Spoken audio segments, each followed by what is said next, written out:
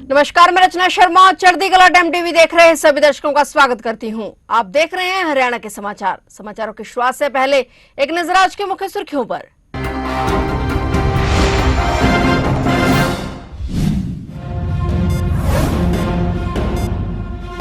आज विधानसभा के विशेष सत्र की कार्रवाई। सीएम नायब सैनी ने महिला सशक्तिकरण पर रखा प्रस्ताव। सदन में कांग्रेस रही गैर हाजिर।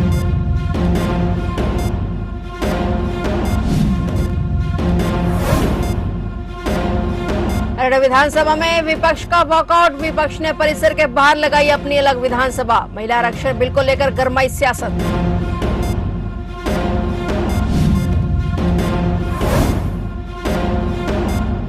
हरियाणा में पंचायतों की बल्ले बल्ले। पानी का बिल वसूलने पर सरकार देगी डबल पैसा। विश्वास पोर्टल से होगा अवैध कनेक्शनों का इलाज।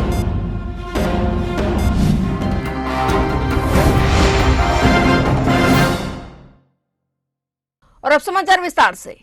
आज हरियाणा विधानसभा के विशेष सत्र की कार्रवाई सोमवार को शुरू हुई। सर्वप्रथम मुख्यमंत्री नायब सिंह सैनी ने शोक प्रस्ताव पढ़े। हरियाणा विधानसभा के विशेष सत्र में महिला सशक्तिकरण को लेकर अहम प्रस्ताव पेश किया गया। मुख्यमंत्री नायब सिंह सैनी ने सदन में इस प्रस्ताव को पेश करते हुए विपक्ष पर तीखा हमला बोला। दिन भर चलने वाले इस विशेष सत्र की शुरुआत कांग्रेस के बहिष्कार के साथ हुई। मुख्य विपक्षी दल का कोई भी विधायक कार्रवाई में शामिल नहीं हुआ। हालांकि निलंबित कांग्रेस विधायक जरनैल सिंह सदन में पहुंचे, लेकिन राष्ट्रीय गीत के बाद तुरंत बाहर चले गए। सरकार की ओर से लाए गए प्रस्ताव में विपक्ष की भूमिका की आलोचना की गई। खासतौर पर नारी शक्ति वंदन अधिनियम को समर्थन न देने को लेकर यह अधिनियम महिलाओं को 33% आरक्षण देने से जुड़ा है। सीएम सैनी ने सदन में कहा कि कोई भी समाज तब तक पूर्ण रूप से विकसित नहीं माना जा सकता जब तक महिलाओं को समान अवसर और अधिकार न मिले। सीएम ने कहा कि हमारी सरकार ने महिलाओं को आर्थिक रूप से मजबूत और सशक्त करने के लिए अनेकों जन कल्याणकारी योजनाएं चलाई हैं। विकसित भारत 2047 के 4 स्तंभ हैं, जिनमें महिलाओं को भी शामिल किया गया है। सीएम सैनी ने कहा कि महिलाओं के समर्थन में आज का विशेष सत्र बुलाया गया, लेकिन विपक्ष आज भी वॉकआउट कर गया। जिस प्रकार का रवैया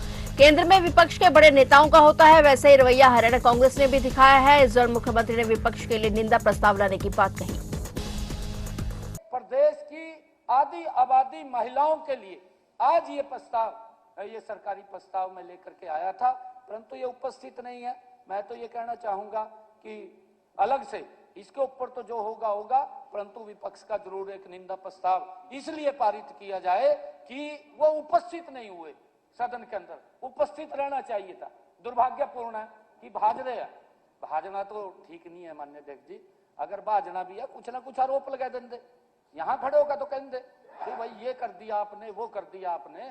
कोई बात तो होनी चाहिए थी करने वास्ता, परंतु मान्य अध्यक्ष जी शकल भी नहीं दिख रही है। ऐसा क्या महिलाओं ने इनको लगातार वोट दिया है मान्य अध्यक्ष जी? लंबे समय तक कांग्रेस 55 साल तक मान्य अध्यक्ष जी देश के अंदर सत्ता में रही है। 55 साल तक हमारी महिलाओं ने कांग्रेस को वोट दे करके उनको उच्च शिखर के ऊपर पहुंचा करके रखा है। जब आज देश के यशस्वी प्रधानमंत्री नरेंद्र मोदी जी ये प्रस्ताव लेकर के आए हैं, तो आज महिलाओं के विरोध में खड़े ये कांग्रेस इंडी गठबंधन के लोग हो गए हैं। इसकी निंदा करनी चाहिए। माननीय अध्यक्ष जी, मैं इस महान सदन के उपस्थित सभी साथियों से आग्रह है कि हम सब अपने राजनीतिक मतभेदों से ऊपर उठकर हरियाणा प्रदेश रूपी परिवार की अपनी प्रत्येक श्रद्धेय मां, प्रत्येक प्यारी बहन बेटी, हर नन्ही बिटिया के हित में इस ऐतिहासिक पहल का समर्थन करें। महिला आरक्षण बिल को लेकर सियासत लगातार गर्माती जा रही है। आज हरियाणा विधानसभा का एक दिन का विशेष सत्र बुलाया गया था, लेकिन हरियाणा विधानसभा के विशेष सत्र की शुरुआत आज उम्मीद के मुताबिक ही भारी हंगामे के साथ हुई। सदन की कार्रवाई जैसे ही शुरू हुई, मुख्य विपक्षी दल कांग्रेस ने एकजुट होकर पूरी कार्रवाई के बहिष्कार का ऐलान कर दिया। सत्र शुरू होने से पहले ही भूपेंद्र सिंह हुड्डा की अध्यक्षता में हुई विधायक दल की बैठक में यह तय कर लिया गया कि सरकार के निंदा प्रस्ताव का सामना करने के बजाय वॉकआउट का रास्ता चुना जाएगा। जैसे ही सरकार ने नारी शक्ति वंदन अधिनियम पर कांग्रेस की भूमिका को लेकर निंदा प्रस्ताव पेश करने की कोशिश की, विपक्षी विधायकों ने शोर शराबा शुरू कर दिया और कुछ ही देर में सदन से बाहर चले गए। हरियाणा विधानसभा से विपक्ष ने वॉकआउट कर दिया। इतना ही नहीं, विपक्ष ने परिसर के बाहर अपनी अलग विधानसभा लगाई। लोकसभा में महिला आरक्षण बिल गिरने को लेकर सरकार सदन में निंदा प्रस्ताव लेकर आई थी, लेकिन कांग्रेस ने इसका विरोध करते हुए वॉकआउट कर दिया। उधर सरकार ने कांग्रेस के विधानसभा परिसर के बाहर लगाए गए सत्र को असंवैधानिक बताया। फिलहाल सदन की कार्रवाई विपक्ष की गैर मौजूदगी में जारी रही है, जिससे आज का सत्र पूरी तरह से सत्ता पक्ष के एजेंडे और विपक्ष के विरोध के नाम रहा। आज हरियाणा विधानसभा का एक दिन का स्पेशल सत्र जो बुलाया गया था, उसका में आज हरियाणा विधानसभा में महिला आरक्षण पर जो चर्चा की गई और उस पर निंदा प्रस्ताव लाया जा रहा था। इसको लेकर कांग्रेस ने उस का बाइकआउट किया है और उसके बाद उस बिल को जो लोकसभा में पेश किया गया था उसको महिलाओं के साथ एक छलावा बताया गया। आज जब इसका निंदा प्रस्ताव पेश किया गया तो उसको लेकर जो है कांग्रेस पार्टी की तरफ से उसका विरोध किया गया, उसका बाइकआउट किया गया और उस बाइकआउट के बाद अब जो है विधानसभा में ही कांग्रेस की ओर से अलग से विधानसभा को लगाई गई। हरियाणा की ग्रामीण जल व्यवस्था से अब तक का सबसे बड़ा सुधार देखने को मिल रहा है। प्रदेश सरकार ने ग्रामीण जल संरक्षण अभियान के तहत पेयजल आपूर्ति और उसके बुनियादी ढांचे की जिम्मेदारी सीधे ग्राम पंचायतों के हवाले कर दी है। जन स्वास्थ्य अभियांत्रिकी विभाग की नई ऑपरेशन एंड मेंटेनेंस नीति 2026 के साथ ही अब गांवों में पानी कब आएगा, मोटर कब चलेगी और पाइपलाइन की मरम्मत कैसे होगी, यह सब पंच सरपंच तय करेंगे। इस कदम का सबसे क्रांतिकारी पहलू वित्तीय प्रोत्साहन है। सरकार ने ऐलान किया है कि पंचायतें जल शुल्क के रूप में जितना पैसा इकट्ठा करेंगी, सरकार उतना ही मैचिंग ग्रांट उनके खाते में अलग से डालेगी। यानी गांव के विकास के लिए पंचायतों के पास अब पानी के जरिए दोहरा फंड जमा होगा और इस नई व्यवस्था से प्रदेश की ग्रामीण महिलाओं को सीधे तौर पर रोजगार से जोड़ा गया है। सरकार ने बिल वसूली के काम में स्वयं सहायता समूह को प्राथमिकता दी है। अब गाँव की महिलाएं घर घर जाकर पानी के बिल कलेक्ट करेंगी। प्रोत्साहन राशि के तौर पर वसूली गई कुल रकम का 10% हिस्सा सीधे इन महिलाओं के बैंक खातों में जाएगा। इससे जहां एक और विभाग की वर्षों से लंबित रिकवरी में तेजी आएगी, वहीं दूसरी ओर ग्रामीण महिलाओं को उनके गांव में ही आत्मनिर्भर बनने का मौका मिलेगा। यह मॉडल न केवल आर्थिक रूप से टिकाऊ है, बल्कि इससे जल प्रबंधन में सामुदायिक भागीदारी भी बढ़ेगी। विशेषज्ञों का मानना है कि इस नीति से पंचायतों की आर्थिक स्थिति मजबूत होगी और ग्रामीण क्षेत्रों में जल संकट के स्थायी समाधान की दिशा में यह एक बड़ा मील का पत्थर साबित होगा।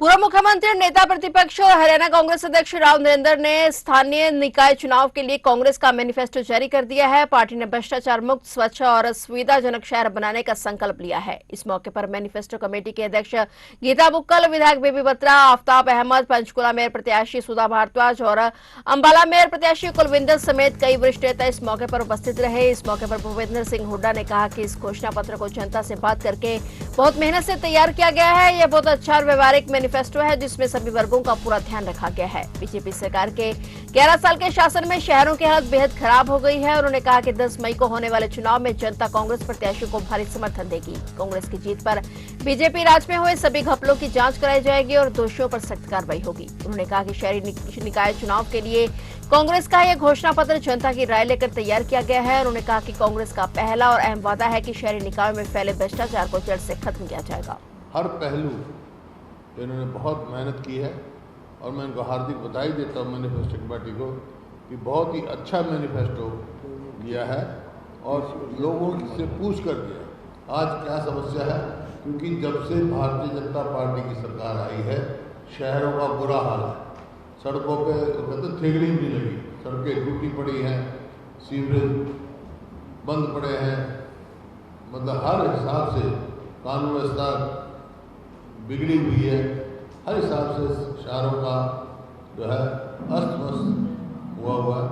तो ये सब जो ये है मैनिफेस्टो कमेटी ने, ये हर पहलू विकास से लेकर कानून व्यवस्था तक, शिक्षा तक और जो खासतौर पे सफाई कर्मचारी उनका सबका ध्यान रखते हुए बहुत अच्छा कार्यक्रम दिया है। मैं इनकी हार्दिक बधाई देता हूँ और उम्मीद करता हूँ कि जो हमारे मेयर के उम्मीदवार हैं चुनाव के बाद कांग्रेस पार्टी जीतेगी और ये युग का युग इम्प्लीमेंट करेगी। बहुत बहुत धन्यवाद है।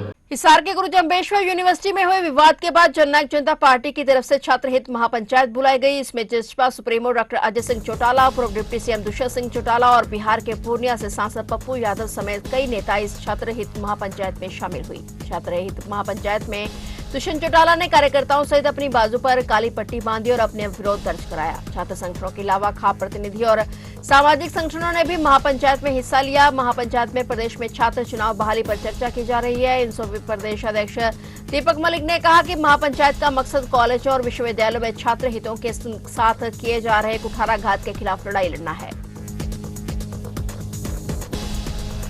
हरियाणा में करनाल जिले के गांव घरोंडा में हुए सूरज हत्याकांड में तीसरे आरोपी और CIA2 टीम के बीच मुठभेड़ हो गई। मुठभेड़ के दौरान आरोपी की टांग में गोली लगी, जिसके बाद उसे तुरंत अस्पताल में भर्ती कराया गया। यह घटना घरोंडा एरिया के फुरलक उपरी रोड पर हुई। CIA2 टीम के बदमाश गोविंदा की गोरंडा के फुरलक के पास होने की सूचना मिली थी, जिस पर पुलिस ने कार्रवाई की। आरोपी गोविंदा के पांव में गोली लगी, उसे सिविल अस्पताल में भर्ती कराया गया। सूरज हत्याकांड में यह तीसरी गिरफ्तारी हुई है। अभी आप सभी को पता है, थोड़े दिन पहले गोंदर में गोली कांड हुआ था, जिसमें एक सूरज नाम का व्यक्ति गोली लगने से मर गया था। तो उसमें वांछित चल रहा था एक आरोपी गोविंदा, जो भी CIA2 उसके पीछे लगी हुई थी, और दोनों पक्षों के आपस में फायरिंग हुई।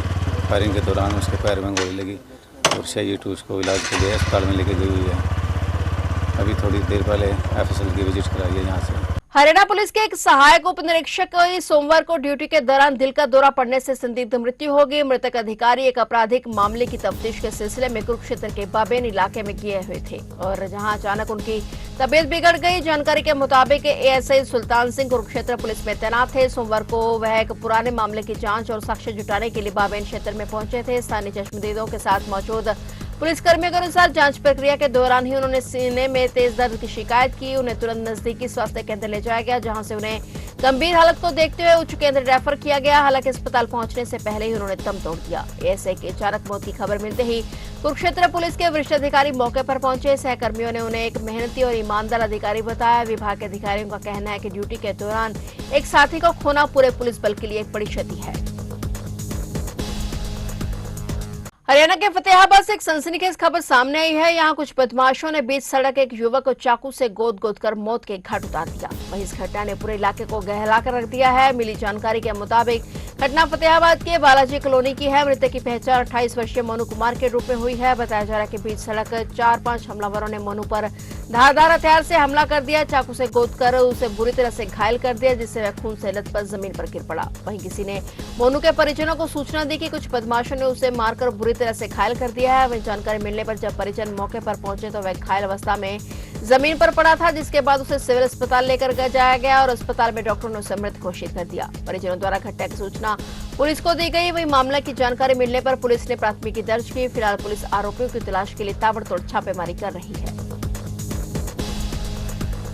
सोनीपत कुंडली नेशनल हाईवे 44 कॉरिडोर के साथ उत्तर प्रदेश की तरफ जाने वाले प्रदेश के वाहन चालकों के लिए राहत भरी खबर है। यमुना एक्सप्रेसवे और कुंडली गाजियाबाद पलवल ईस्टर्न पेरिफेरल वे को जोड़ने वाला बहुप्रतीक्षित इंटरचेंज अब अंतिम चरण में पहुंच गया है। करीब 432 करोड़ रुपए की लागत से तैयार हो रहा है यह प्रोजेक्ट जुलाई तक वाहन चालकों के लिए खोल दिया जाएगा। यमुना EP इंटरचेंज शुरू होते ही दोनों एक्सप्रेसवे के बीच करीब 20 किलोमीटर की दूरी कम हो जाएगी और इसका सीधा फायदा हरियाणा के उन सभी जिलों को मिलेगा जो कुंडली और NH वाली के जरिए इन मार्गों से जुड़े हैं और अभी हरियाणा से आगे वाले वाहनों की EP से उतरकर ग्रेटर नोएडा के परिचौक होते हुए यमुना एक्सप्रेसवे के 0 पॉइंट तक जाना पड़ता है। ऐसे में ग्रेटर नोएडा की सड़कों पर अक्सर जाम की स्थिति बनी रहती है। इंटरचेंज शुरू होने के बाद वाहन सीधे एक एक्सप्रेसवे से दूसरे पर जा सकेंगे। इससे परिचौक और नोएडा शहर में नहीं जाना पड़ेगा। ऐसे में वहां लगने वाले जाम से बच सकेंगे। इससे न केवल समय बचेगा बल्कि ईंधन की खपत भी घटेगी।